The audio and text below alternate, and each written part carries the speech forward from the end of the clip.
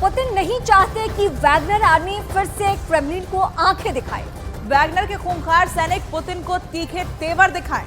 Wagner के जवान Moscow की सड़कों पर टैंक दौड़ाए। और इसलिए पुतिन ने एक ऐसा आदेश जारी किया है जिसमें वैगनर सैनिकों को पुतिन के प्रति वफादार होने का सबूत देना होगा। अपनी ईमानदारी को साबित करना होगा, सच्ची श्रद्धा और निष्ठा की शपथ लेनी होगी।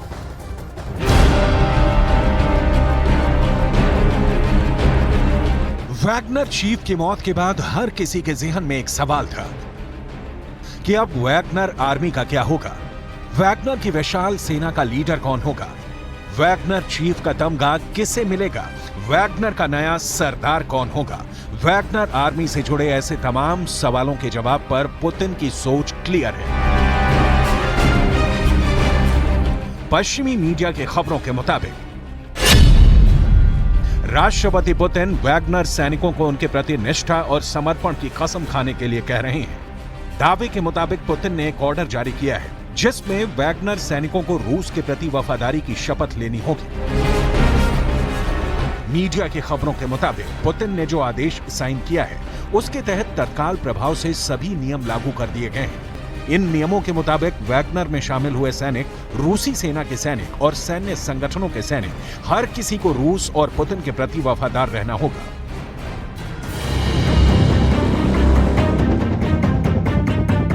यह आदेश ऐसे वक्त आया है जब क्रेमलिन पर तरह तरह के आरोप लग रहे हैं। आरोप ये कि येवगेनी प्रिगोजिन की मौत का जिम्मेदार रूस है। पुतिन के इशारे पर वैगनर चीफ की हत्या की गई और रूसी सेना ने रास्ते से हटाने के लिए अपने बागियों को मौत के घाट उतार दिया है। वहीं इन आरोपों पर क्रेमलिन का साफ कहना है कि घटना महज एक हादसा है, न कि रणनीति। पुतिन के आदेश से चंद घंटों पहले वैगनर लड़ाके धमकी दे चुके थे कि येवगेनी प्रिगोजिन की मौत का बदला उनकी सेना पुतिन और रूसी सेना से लेगी।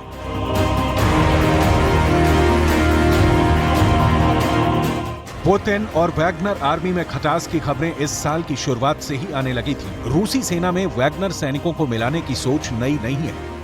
रूस का रक्षा मंत्रालय काफी वक्त से चाहता था कि वैगनर सैनिकों की रूसी सेना में भर्ती हो जाए, जिससे येवगेनी को कमजोर किया जा सके और यूक्रेन के खिलाफ सेना को मजबूत। इसके लिए वैगनर सैनिकों को सेना के कॉन्ट्रैक्ट पर साइन करने के लिए जुलाई तक का वक्त भी दिया गया था, जिस पर वैगनर चीफ येवगेनी ने नाराजगी भी जताई थी। और नतीजा ये रहा कि वैगनर सैनिक मॉस्को की सड़कों पर टैंक लेकर रूसी सेना के खिलाफ उतर गए थे। एक असफल विद्रोह के बाद येवगेनी प्रिगोजिन और पुतिन के बीच सुलह हो गई और वैगनर सैनिक वापस अपने अड्डों को लौट गए। लेकिन येवगेनी की अचानक मौत के बाद वैगनर ने जब दोबारा तेवर दिखाए तो पुतिन ने नया आदेश जारी कर उनके सामने दो दरवाजे खोल दिए। पहला, रूसी सरकार के प्रति वफादारी हो जाए, या फिर गद्दारी के बदले मौत की तैयारी कर लें। अब वैगनर के सामने यही ऑप्शन है कि या तो वो वफादारी की कसम खाकर रूसी सेना के साए में अपनी जिंदगी गुजारें या फिर बागी बनकर अपनी मौत का सौदा कर लें। रूस और यूक्रेन की जंग में ये वो प्राइवेट आर्मी है जो सबसे ज्यादा चर्चा में रही और अब दुनिया के सबसे खूंखार लड़ाकों वाली फौज के सरगना की मौत सबसे ज्यादा चर्चा में है। वैगनर ग्रुप के चीफ येवगेनी प्रिगोजिन की मौत एक प्लेन क्रैश में हुई।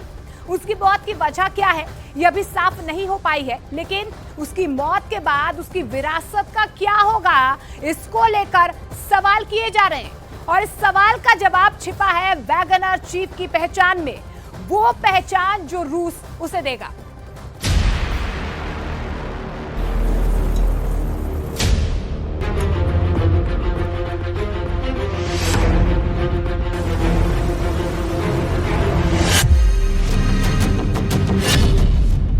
प्रिगोजिन के बाद ज़ॉम्बी आर्मी किसकी?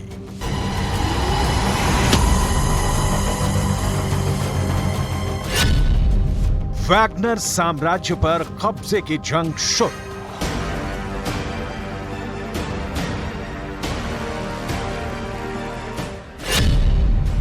ज़ॉम्बी आर्मी का किंग कौन?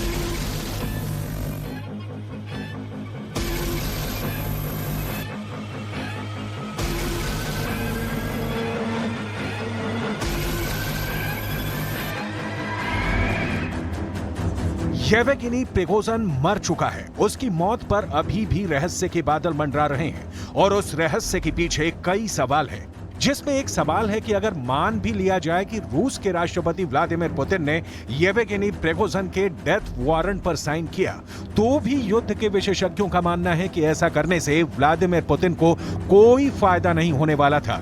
खास तौर पर यूक्रेन के खिलाफ चल रही जंग में तो बिल्कुल भी नहीं। अगला सवाल है कि येवेगिनी प्रिगोजिन रूस के लिए कौन था? भाड़े के सैनिकों के साथ जंग के मैदान में उतरकर रूस के लिए लड़ाई लड़ने वाला क्या वो एक देशभक्त है जिसने पूर्वी और दक्षिणी यूक्रेन में रूस को कई मोर्चे पर फतह दिलाई, या फिर प्रिगोजिन एक गद्दार है जिसने जंग के मैदान में अपने लड़ाकों को वापस बुलाकर रूस में विद्रोह की चिंगारी भड़काई और रूस के सैनिकों को मौत के घाट उतारा? पुतिन आखिर प्रिगोजिन को क्या मानते हैं?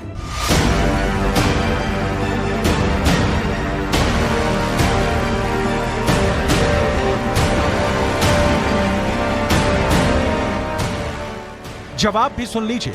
येवेगिनी प्रिगोजिन का प्लेन क्रैश हो गया। अपने टॉप कमांडर के साथ प्रिगोजिन की मौत हो गई, लेकिन जो पुतिन के राग गाता रहता था, जो पुतिन के लिए एक बार नहीं कई बार जंग के मैदान में लड़ा, जो पुतिन का खानसामा होने के साथ साथ उनका एक अच्छा दोस्त था, उसकी मौत पर पुतिन ने ना तो अफसोस जताया और ना ही उसकी मौत को कबूल किया। एक बात तो साफ है कि पुतिन प्रिगोजिन को कुछ भी मानते हो, लेकिन एक देशभक्त नहीं मानते। नहीं तो कम से कम प्रिगोजिन को शहीद तो जरूर करार देते। Что касается этой авиационной катастрофы, то прежде всего хочу выразить слова искреннего соболезнования семьям всех погибших. Это всегда трагедия. И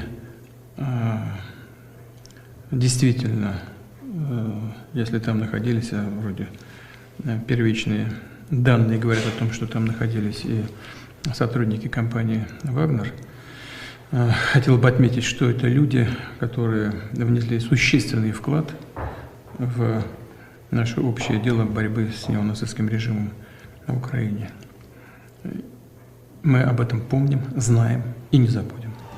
पुतिन से जब पहली बार उस विमान क्रैश पर सवाल किया गया तो उन्होंने भावुक होने की पूरी कोशिश की, लेकिन व्लादिमीर पुतिन जिसे 33 सालों से जानते थे, जो पुतिन के हर अच्छी बुरी चीज को जानता था, पुतिन ने उस पुराने साथी का नाम तक नहीं लिया। वैगनर ग्रुप के लड़ाकों में इसे लेकर रोष है, क्योंकि वो जानते हैं कि प्रिगोजिन युद्ध के उस मैदान में उनके साथ सिर्फ और सिर्फ पुतिन के लिए खड़ा था।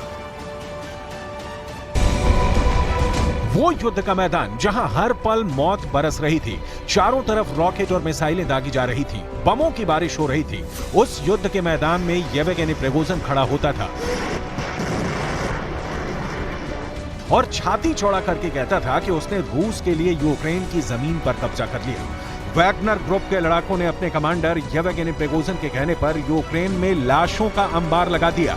मौत की ऐसी इबारत लिखी जैसे दूसरे विश्व युद्ध के बाद फिर कभी किसी ने नहीं देखी थी, और वही लड़ाके अपने कमांडर के कहने पर रूस के रक्षा मंत्री के खिलाफ मोर्चा खोल देते हैं और रोस्तोव में 2 एयरबेस पर कब्जा करने के साथ ही मिलिट्री हेडक्वार्टर पर धावा बोल देते हैं। आज उनका वो कमांडर मारा जा चुका है। वो कैसे मरा, क्यों मरा, ये रहस्य अभी बाकी है, लेकिन उन्हें अफसोस है कि रूस के राष्ट्रपति व्लादिमीर पुतिन प्रिगोजिन के लिए एक शब्द नहीं कहते। Отдать дань памяти символу нашего сопротивления. Действительно, он был символ правды. Наши властимущие, к сожалению, не видят тех проблем, которые видел он. Они их не озвучивают, они не освещают. Я не знаю, у меня просто не хватает эмоций, когда передать, так сказать, горечь. Я надеюсь, что найдутся достойные люди, которые пойдут по его стопам, и не ударят грязь лицом. То есть это лично мое мнение. Я считаю, безусловными героями тех людей, которые погибли накануне. Они очень много сделали для России.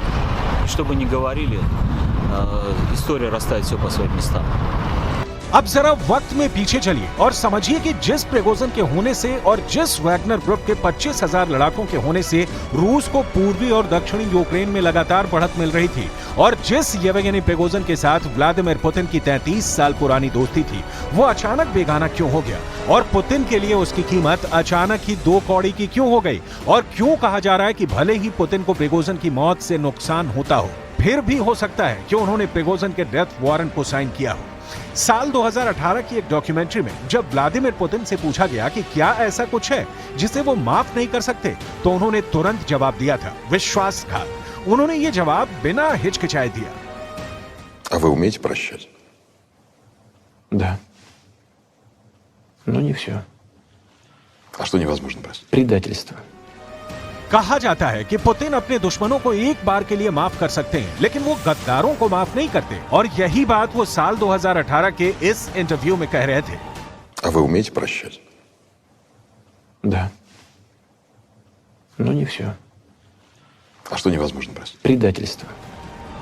तो क्या पुतिन की रणनीति के खिलाफ बोलने के लिए, पुतिन की सत्ता को चुनौती देने के लिए और पुतिन के कमांडरों के खिलाफ विद्रोह करने के लिए येवगेनी प्रिगोजिन की मौत उसी दिन लिख दी गई थी? क्या पुतिन ने प्रिगोजिन के उस विद्रोह को अपने खिलाफ गद्दारी की श्रेणी में रखा और उसी दिन प्रिगोजिन के डेथ वारंट पर साइन कर दिया और माकूल समय का इंतजार किया गया? इन सवालों के जवाब में पुतिन ने क्या उत्तर दिया, इसे सुनिए।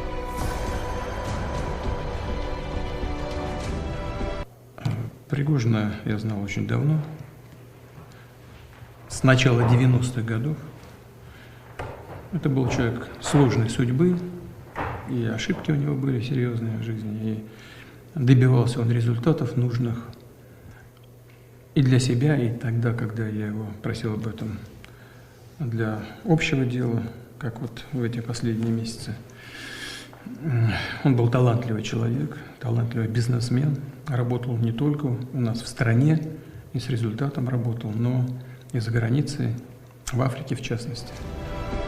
अब सवाल ये भी उठ रहे हैं कि वैगनर चीफ प्रिगोजिन की मौत के बाद वैगनर ग्रुप का क्या होगा? रूस ही नहीं, दुनिया की ताकतवर संस्थाओं में शामिल होने वाला वैगनर ग्रुप अब किसका होगा? क्या रूस के राष्ट्रपति पुतिन इस समूह को अपनी मुट्ठी में लेंगे या फिर ये साम्राज्य किसी और का हो जाएगा?